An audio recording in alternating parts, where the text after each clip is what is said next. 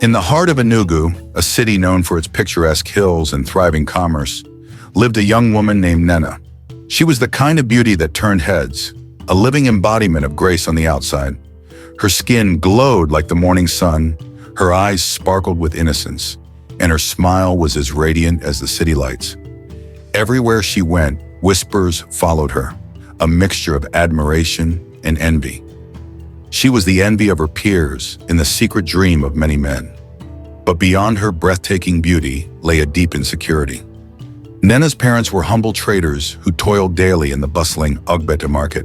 They had little to give but their love and the basics. A roof over her head, food to eat, and enough to keep her in decent clothes. Nnenna, however, was not content. She craved the luxury she saw in the lives of the wealthy women who paraded through town in their sleek cars, adorned in the latest fashions from Lagos. From a young age, Nnenna dreamed of escaping the life of want. Her mother's modest wrappers and her father's patched shirts embarrassed her. She longed to drape herself in silks and gold, to walk with the confidence of a woman who had everything. "Mama, why can't we be rich like the Okafors down the street?" she would complain as a child. Her mother's response was always the same. "Nnenna, contentment is wealth. Beauty will fade, but a good heart and a wise mind will open doors for you." Nnenna never believed those words. She was convinced her beauty was her ticket to the life she desired. All she needed was the right man, a wealthy man who would whisk her away from the struggles of her parents' world. Despite her outward charm, Nnenna had a glaring flaw. She lacked the grace and wisdom to match her beauty. She was impulsive and childish, often speaking without thinking. During conversations with potential suitors, she would ramble about her desire for luxury, inadvertently exposing her shallow nature. One afternoon, a young lawyer named Chika came to see her. Chike was handsome, successful, and deeply interested in Nnenna. He admired her beauty but wanted to know more about her mind. Over dinner, he asked, "Nnenna, what are your dreams? What kind of life do you want to build?" Nnenna, with a wide grin, replied, "I don't want to build anything. I want a man who will take care of everything. I want a house in Banana Island, vacations in Paris, and cars that cost more than your yearly salary." Cheek was taken aback. He had hoped for a partner with depth, someone he could share his ambitions with. Instead, he found a woman consumed by materialism. He excused himself politely, and that was the last Nnenna heard from him. This pattern repeated itself with other suitors. They came intrigued by her beauty, but left disillusioned by her lack of substance. Nnenna's childish behavior and her inability to hold meaningful conversations made her unattractive to men who sought a partner, not a liability. When Nnenna gained admission to the prestigious University of Nigeria, Nsukka, she saw it as the perfect stage to finally capture the attention of the wealthy men she had always dreamed of. To her, this was no longer just about education. It was a mission to elevate her status. The vibrant university environment, bustling with students from various backgrounds, was the ideal hunting ground for her ambitions.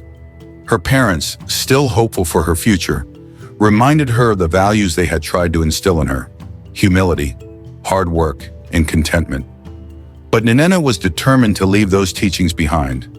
To her, those ideals belonged to the world of struggle she wanted to escape.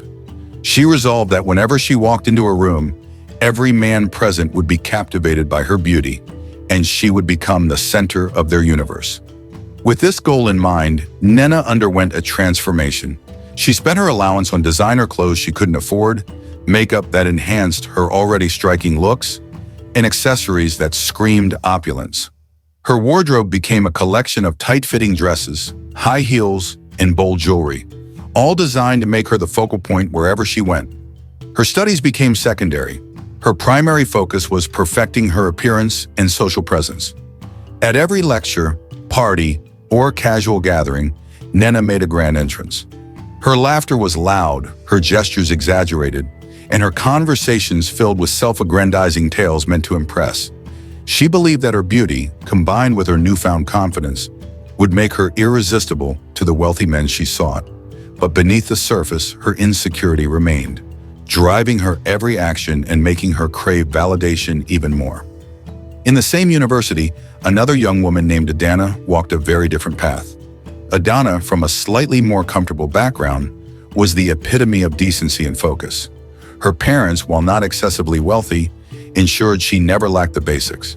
Yet Adanna was frugal, choosing to live within her means and save whatever was left of the allowance her parents sent her. Her focus was simple: her education. Adanna excelled in her studies, spending her free time in the library or working on assignments. She avoided the flashy parties and loud gatherings that consumed much of Nnenna's time. While other girls envied her discipline, Adanna was content with her modest lifestyle. To her, success wasn't about attracting attention, but achieving her goals and making her parents proud. It was inevitable that Nnenna and Adanna's paths would eventually cross. Though opposites in almost every way, they found themselves in the same department, studying in the same class. It wasn't until their lecturer assigned a group project that the two young women were forced to interact. The day they were paired, Nnenna sauntered into class late, as usual, her heels clicking loudly on the tiled floor. Her presence drew stares, as it always did, but Adanna barely looked up from her notebook. When the lecturer called out their names and announced they would be working together, Adanna raised her head and gave Nnenna a polite smile. Nnenna, on the other hand, was less than thrilled. She had hoped to be paired with someone who could potentially introduce her to the rich social circles she craved. Adanna, with her simple dress and studious demeanor, didn't seem to fit the bill. As they began working on the project, Nnenna quickly realized that Adanna's academic brilliance was unmatched. Adanna approached the task with a level of dedication and organization that impressed even Nnenna, who was used to winging her way through assignments. Adanna's quiet confidence and genuine kindness began to disarm Nnenna, who found herself oddly drawn to the girl she initially dismissed as dull. For Adanna, working with Nnenna was an exercise in patience. Nnenna's carefree attitude and lack of focus were frustrating at times, but Adanna chose to see the best in her. She believed that beneath the glamorous exterior was someone with potential waiting to be unlocked. As days turned into weeks, the project brought them closer. They began sharing stories during late-night study sessions, their conversations revealing just how different their worlds were. Adanna spoke about her dreams of graduating with honors and making her parents proud, while Nnenna shared her fantasies of marrying a rich man and living a life of luxury. Despite their differences, a fragile friendship began to form, each girl intrigued by the other's vastly different approach to life. As weeks turned into months, the friendship between Nnenna and Adanna grew, at least on the surface. Adanna, ever the optimist, wanted to believe the best about her new friend. She saw Nnenna as a work in progress, a girl with flaws, yes, but also someone with untapped potential. She thought perhaps, with time, Nnenna's shallow tendencies would fade as she learned the value of humility and hard work. But soon, Adanna began to notice troubling signs. It started subtly, almost innocently. Nnenna began to lean heavily on Adanna, insisting they do almost everything together. "Adanna, you're my bestie now," she would say with a bright smile that Adanna couldn't bring herself to reject. At first it was harmless, meeting for lunch after class, walking back to their hostel together, or helping each other with assignments. But Nnenna's neediness quickly escalated. One Friday evening, as Adanna prepared to settle into her usual routine of quiet study, Nnenna barged into her room, a flurry of excitement and perfume. "Ada, we're going out tonight," she announced, holding up a sequined dress that shimmered under the dim light. Adanna blinked in confusion. "Out? Where to?" "There's this high-profile party in town," Nnenna replied, already rummaging through Adanna's modest wardrobe. "You can't just sit here like an old woman. Come with me. You need to loosen up." Adanna hesitated. She had no interest in parties, and her idea of fun was curling up with a good book or finishing a challenging project. But Nnenna wouldn't take no for an answer. "Don't be boring, Ada. You'll thank me later," she insisted, pulling Adanna by the arm and practically dragging her along. At the party, the contrast between the two friends was glaring. Nnenna, dressed provocatively in a form-fitting red dress with a plunging neckline and heels that clicked confidently against the marble floor, turned heads the moment she walked in. Adanna, on the other hand, wore a simple dress she had owned for years, a navy blue gown that was modest but neat. She felt out of place amidst the glittering crowd, but followed. True to form, Nnenna basked in the admiration of the men who approached them, her laughter loud and her gestures theatrical. But as the night went on, something unexpected happened. Despite Nnenna's carefully crafted appearance and flirtatious demeanor, the men's attention began to shift. One by one, they found themselves drawn to Adanna. It wasn't her dress or makeup. She had none of the embellishments that Nnenna had perfected. It was her quiet intelligence and authenticity that captivated them. Her thoughtful responses to their questions, her genuine curiosity about their lives, and the graceful way she carried herself made her stand out. Nnenna noticed this immediately, and it stung like a slap to her ego. She had worked so hard to be the star of the evening, yet here was Adanna, effortlessly stealing the spotlight. The jealousy simmered beneath her smile until she could no longer contain it. At one point, a charming young entrepreneur named Ike turned to Adanna, his eyes alight with curiosity.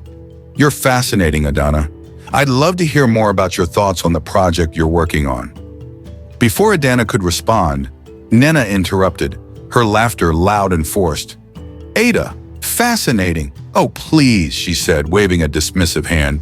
"You mean this one that dresses like my maid? Honestly, Ike, she has no life outside of her books. You'll be bored to death." The group fell silent, and Adanna felt the heat of embarrassment rise to her cheeks. Nnenna's words hung in the air, cutting through her like a blade. Ike looked uncomfortable, his gaze shifting between the two friends. Adanna, always one to avoid confrontation, managed a small, strained smile. "Excuse me," she murmured, and retreated to a quiet corner, feeling humiliated. This wasn't a one-time occurrence. Every time they went out, the pattern repeated. Nnenna, desperate to be the center of attention, would flaunt her beauty and charm, only to grow bitter when the men inevitably gravitated towards Adanna. She would then resort to undercutting Adanna with sly comments and biting jokes, always disguising her insults as humor. "She's too plain for you, don't you think?" she once said to a man who had been engaged in a deep conversation with Adanna. "Ada is sweet, but she's not exactly what you'd call exciting. I'm sure she doesn't even know what a cocktail is." Despite the hurt, Adanna never responded. She would simply withdraw, letting Nnenna have her way. But inside, her confidence began to waver. She questioned herself, wondering if perhaps she truly was as dull and uninteresting as Nnenna made her out to be. Adanna's small, peaceful room had always been her sanctuary, a quiet space where she could focus on her studies and escape the bustling life of campus. But once Nnenna inserted herself into Adanna's life, that sanctuary began to feel less like a haven and more like a revolving door for Nnenna's whims. At first, Nnenna's visits were sporadic, an occasional drop-in to borrow a book or complain about her latest escapades. But over time, they became frequent and intrusive. Nnenna would arrive unannounced, flop onto Adanna's bed and declare, "I'm not leaving tonight. This bed is too comfortable." Though Adanna often felt annoyed by Nnenna's lack of boundaries, she chose to let it slide, believing that being a good friend meant accommodating such behavior. It didn't stop there. Despite having a closet overflowing with stylish clothes, Nnenna had a habit of rummaging through Adanna's modest wardrobe whenever she stayed over. She would borrow Adanna's simple outfits without asking, wear them as she pleased, and leave them in a crumpled mess on the floor the next morning. When Adanna gently suggested that she could at least fold the clothes or put them back, Nnenna would wave her off with a dismissive laugh, saying, "Ada, you're such a neat freak. Don't worry, it's just clothes." As their friendship grew, Nnenna's behavior became more self-centered. She would often come back from her outings with her numerous male admirers, arms laden with gifts, designer bags, perfumes, and even expensive shoes. She would fling herself dramatically onto Adanna's bed, pulling out each item with theatrical flair. "Ada, look at what Chuck's got me. And this bracelet? Bio brought it from Dubai. Isn't it gorgeous?" Adanna, ever the supportive friend, would smile and congratulate Nnenna, even though the ostentatious display sometimes made her uncomfortable. Deep down, she couldn't understand how someone could juggle multiple relationships so casually, but she kept her thoughts to herself. Eventually, Nnenna's romantic escapades reached new heights. She began dating 3 men at once, each unaware of the others. One day she stormed into Adanna's room, visibly flustered, and began pacing back and forth. "Ada, I don't know what to do," Nnenna blurted out. "All these men want me. Chucks is sweet, but Bio is loaded, and Emeka is the most charming of them all. How am I supposed to choose?" Adanna, always the voice of reason, sighed.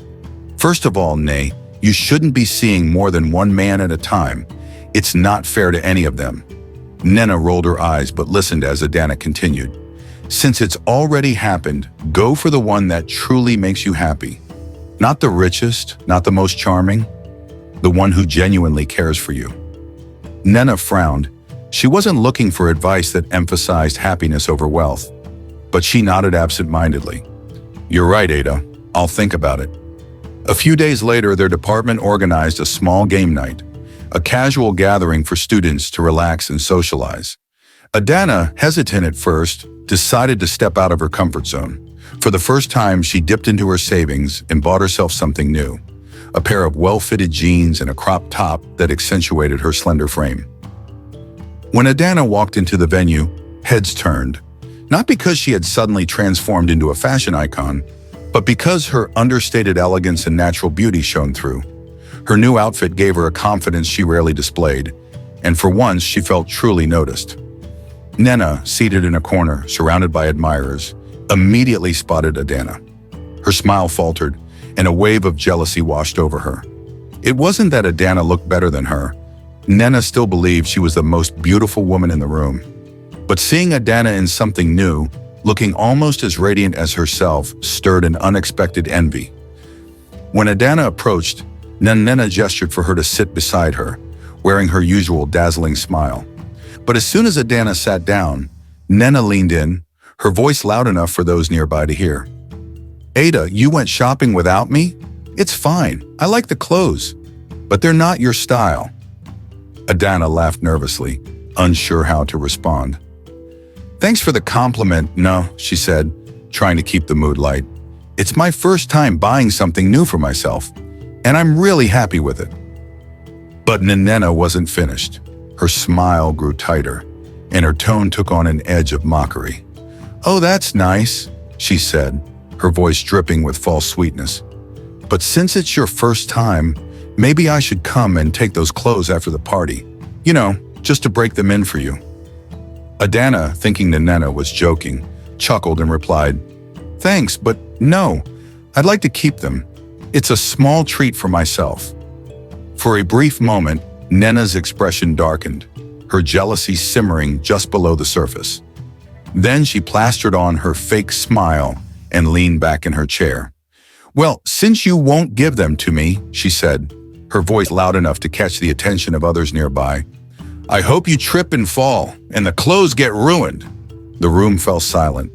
Adanna's cheeks burned with embarrassment, and the other students exchanged awkward glances. Sensing the tension, Nnenna let out a loud, forced laugh. "Relax, guys, it's just a joke." But the damage was done. Adanna felt the sting of Nnenna's words, and for the first time she began to question whether this friendship was worth the constant humiliation. Little did she know, this was only the beginning of Nnenna's downward spiral. Despite the humiliating encounter at the game night, Adanna found herself enjoying the event, her confidence bolstered by the kind words and attention she received from her peers.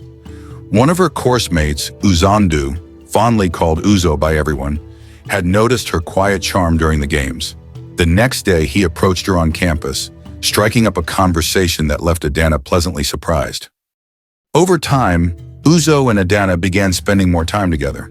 Their friendship blossomed into something special, and Adanna found herself smiling more often. Uzo was attentive, kind, and thoughtful, qualities that reminded Adanna of why she had always valued substance over superficiality. For the first time, she could relate to the excitement Nnenna often expressed after her outings with men. Except this time, it wasn't about flashy gifts or extravagant gestures. With Uzo, it was about meaningful conversations and genuine companionship. Adanna decided to keep her budding relationship with Uzo private, not wanting to invite unnecessary drama. But she underestimated Nnenna's ability to sense when she was no longer the center of attention. One evening, after a pleasant day with Uzo, Adanna returned to her hostel carrying a bag filled with small treats Uzo had bought for her. Among them were prawn crackers, her favorite snack, which she had casually mentioned to Uzo during one of their conversations. The thoughtfulness behind the gesture warmed her heart, and she couldn't stop smiling as she approached her door. But her smile quickly faded when she saw Nnenna waiting for her outside her room. Her arms crossed, and her expression a mix of curiosity and impatience.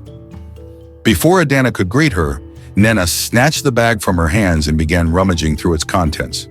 Ada, Nnenna exclaimed, holding up the prawn crackers. So you went to buy things again without taking me along? You're too selfish. Oh! Adanna, trying to keep her frustration in check, replied calmly, No, N, I didn't buy those. Uzo got them for me. The change in Nnenna's demeanor was instantaneous. Her curiosity gave way to thinly veiled jealousy. She narrowed her eyes, holding the bag like it suddenly carried forbidden treasures. Ada, she said, her voice dripping with suspicion. You and Uzo, what's going on between you two? Are you people dating? Caught off guard, Adanna hesitated for a moment before answering truthfully. Yes, we've been seeing each other.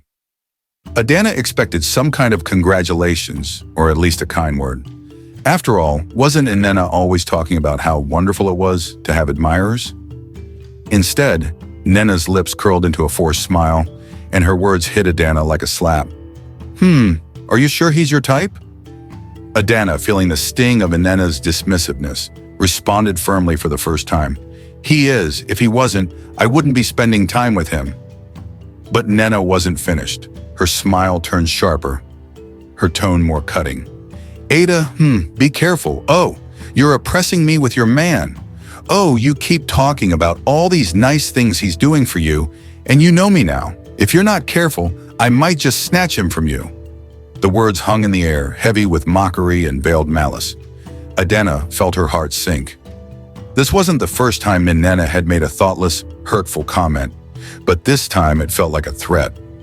The idea of Nnenna snatching Uzo was something Adanna didn't even want to entertain, but the audacity of the statement left her shaken.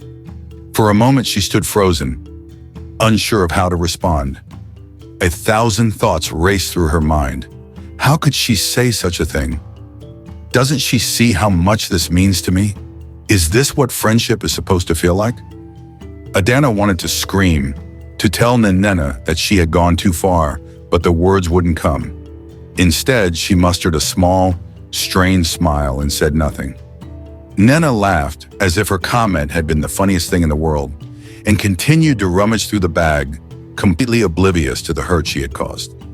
That night, Adanna sat in her room, replaying the encounter over and over. She realized she had had enough. Nnenna's constant intrusion, jealousy, and toxic behavior were draining her. But Adanna, ever the goody two-shoes, didn't know how to confront her friend or end the friendship outright.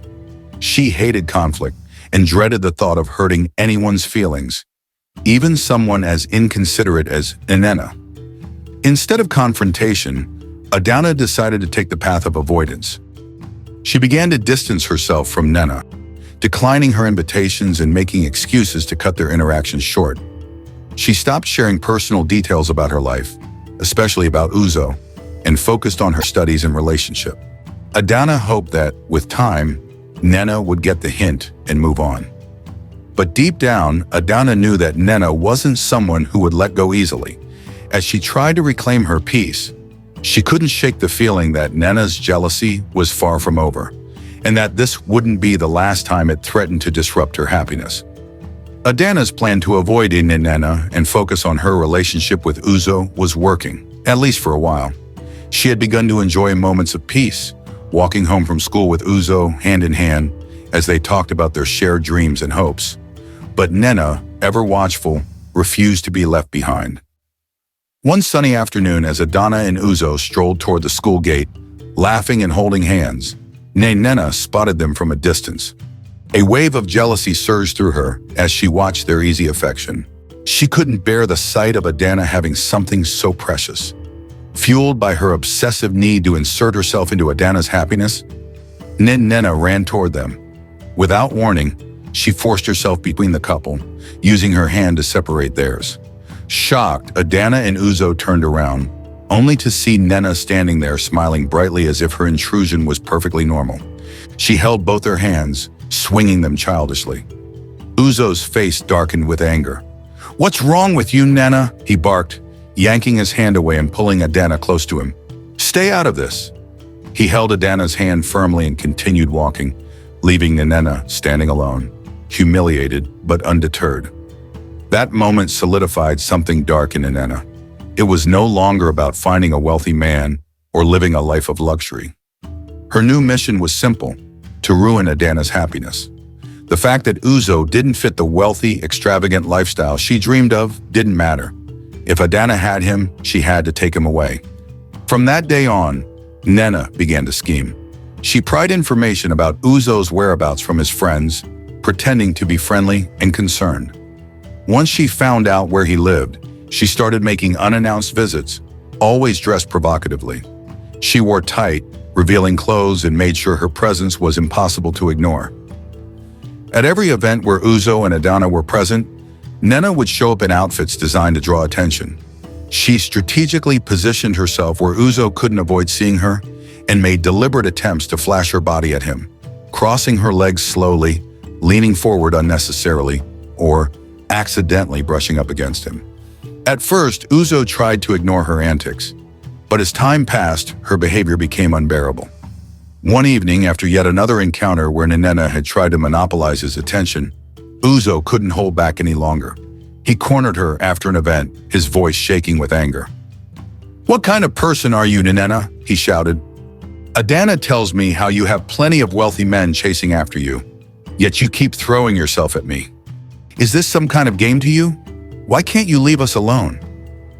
Nnenna's smile faltered, but she quickly recovered, feigning innocence. "Uzo, you're misunderstanding me. I just think you're a great guy, and I wanted to—" "Stop it," Uzo cut her off, his voice sharp. "You're nothing but a sycophant. You pretend to be a good friend to Adanna, but all you do is try to bring her down. Leave me alone." He stormed off, leaving Nnenna standing there stunned. But his words didn't deter her. If anything, they fueled her resolve. She convinced herself that Uzo's anger was merely a front for hidden feelings for her. She doubled down on her efforts, determined to win him over. Uzo, however, had had enough. As a senior, he was nearing the end of his time at the university and couldn't wait to leave the campus. And Nnenna behind. Shortly after graduating, he secured a job in another city and moved away. For him, it was a chance to start fresh and put the toxic drama behind him. Although he loved Adanna, the demands of his new job and the distance between them began to strain their relationship. Late-night calls turned into hurried messages, and their once strong connection started to fade. Wanting to spare Adanna further hurt, Uzo eventually suggested they take a break. It was a painful decision, but he believed it was the best course of action. When Nnenna heard about the breakup through Uzo's friends, she was ecstatic. She didn't care that she hadn't succeeded in winning Uzo for herself. It was enough for her that Adanna's happiness had been shattered. She gloated in private, relishing the fact that her friend had lost the one person who brought her so much joy. But as Nnenna celebrated her so-called victory, a lingering emptiness began to creep in. Uzo was gone, and despite her efforts, she had gained nothing. Her actions had driven away a good man and left her with nothing but bitterness. Meanwhile, Adanna, though heartbroken, began to rebuild her life, determined not to let Nnenna's toxicity define her future. After her painful breakup with Uzo, Adanna threw herself into her studies, determined to make something of her life. She began to focus not just on her academics, but also on building her future. Using her savings, she invested in herself, buying a few professional outfits, and cleaning up her appearance to reflect the ambitious young woman she was becoming. During her final year of university, she secured an internship at a reputable company, eager to gain work experience. It was there that she met Mitchel, a fellow intern, who was not only charming, but also incredibly skilled at his work. To her surprise, Mitchel was a year ahead of her in school, but despite his seniority, he treated her as an equal and eagerly shared his knowledge. Their friendship grew naturally, centered around mutual respect and a shared desire to excel. Adanna admired Mitchel's intelligence and work ethic, while Mitchel was drawn to Adanna's humility and quiet strength. Over time, their friendship deepened, and when Adanna graduated and was offered a full-time position at the company, Mitchel was there to celebrate with her. A few years later, Adanna's dedication and hard work had paid off. She had built a promising career, and her relationship with Mitchel had blossomed into something beautiful. Mitchel, ever the romantic, surprised her one evening with a proposal. The setting was intimate and perfect, with close friends and colleagues gathered to witness the moment. Adanna's joy turned into astonishment when an elderly man in his 80s, whom she had only seen at major company events, walked into the room and introduced himself as Mr. Hayes, the founder and owner of the company. To her even greater surprise, he revealed himself to be Mitchel's father. Mitchel, smiling warmly, explained that he had wanted to keep their relationship simple and not burden her with the weight of his family's name and wealth. Overwhelmed with happiness, Adanna flung herself into Mitchel's arms. She couldn't believe how far she had come, from a simple girl with humble dreams to a woman who was now engaged to a man she loved and admired, who just happened to be the heir to a business empire. News of Adanna's engagement spread quickly, and it wasn't long before it reached Nnenna's ears. Now aimless and desperate, Nnenna had spent the past few years hopping from one wealthy man to another, hoping to secure the life she had always dreamed of. But none of her schemes had worked, and she was still stuck in the same shallow existence, with nothing to show for her efforts.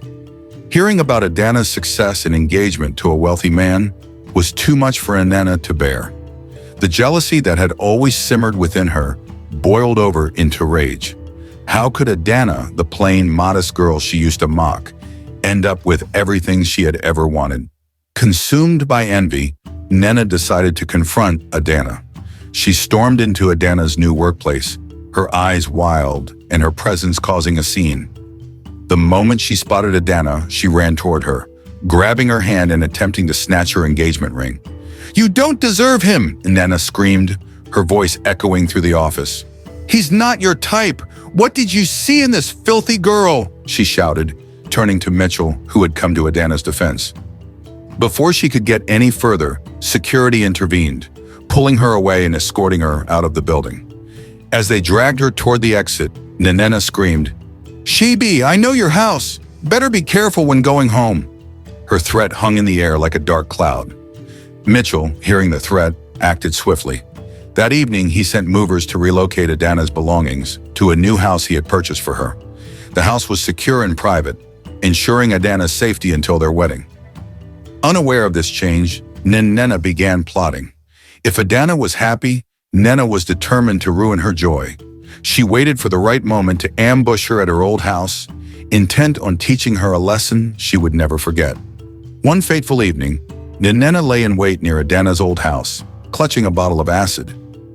She had convinced herself that Adanna's happiness had come at her expense and was determined to exact revenge. But Nnenna didn't know that Adanna no longer lived there. That night, the female caretaker of the property arrived to check on the vacant room. As the caretaker unlocked the door, Nnenna jumped out of the shadows, throwing the acid in her direction. Thankfully, the woman managed to shield her face with her hands, but the acid still splashed onto her arms and chest. She screamed in agony, her cries echoing through the neighborhood. As people gathered around, Nnenna tried to flee, but she didn't get far. Enraged by the senseless attack, the crowd apprehended her and beat her mercilessly. If not for the timely arrival of the police, she would have been burned alive by the angry mob. The caretaker was rushed to the hospital, where doctors worked to save her from severe burns. Meanwhile, Nnenna was arrested and taken into custody. Her actions shocked everyone who had once admired her for her beauty. The girl who had been the envy of many was now a disgraced and broken figure, her obsession and envy having consumed her completely. For Adanna, the news of the attack was devastating. She couldn't understand how someone she had once called a friend could fall so far. But with Mitchel by her side, she chose to focus on the future, leaving the darkness of Nnenna's jealousy behind. Nnenna, once the belle of Enugu, now sat in a cold holding cell, her life in ruins. Her obsession with wealth and her inability to celebrate the happiness of others had led her down a path of destruction. leaving her with nothing but regret. Nnenna's parents were devastated when they heard the news of their daughter's crime. They rushed to the courthouse, pleading with the judge to show mercy, but the evidence was undeniable. Despite their heartfelt pleas, Nnenna was sentenced to 12 years in prison for attempted murder. The once beautiful and admired girl from Enugu, whose charm had captivated so many, was now reduced to a shadow of her former self. Alone in her cell, she had nothing but time to reflect on the choices that had brought her to this point. Meanwhile, Adanna and Mitchel moved forward with their lives. Their wedding was a celebration of love, hard work, and resilience, attended by family, friends, and colleagues who admired their journey. Adanna, ever the forgiving soul, chose to let go of the bitterness that could have taken root in her heart. Though she would never forget what Nnenna had done, she refused to let it define her. With Mitchel by her side, she embarked on a life filled with promise, love, and happiness. This story carries many important lessons for us to reflect on. Firstly, envy destroys. Jealousy is a poison that not only harms those around us, but also eats away at our own happiness and humanity. Nnenna's envy drove her to sabotage her friend and ultimately commit a terrible crime, leaving her with nothing but regret. Secondly, hard work and humility lead to success. Adanna's journey teaches us that true fulfillment comes from perseverance and staying true to our values. She achieved success through her diligence and integrity, proving that character is far more valuable than appearance or wealth. Thirdly, friendship should be mutual and uplifting. True friends celebrate each other's happiness and support each other's growth. Toxic friendships like Nnenna and Adanna's are damaging and must be ended before they cause further harm. Lastly, regret is a heavy burden. Nnenna's story reminds us that our actions have consequences. Living with the weight of regret and wasted opportunities can be more painful than any external punishment. Thank you for watching this story on African Folktales by Nychi. If you enjoyed this tale and the valuable lessons it teaches, please subscribe to the channel and hit the notification bell to stay updated on new stories. Don't forget to like the video and share your thoughts in the comments. We'd love to hear what lessons you've taken from this tale. See you in the next story.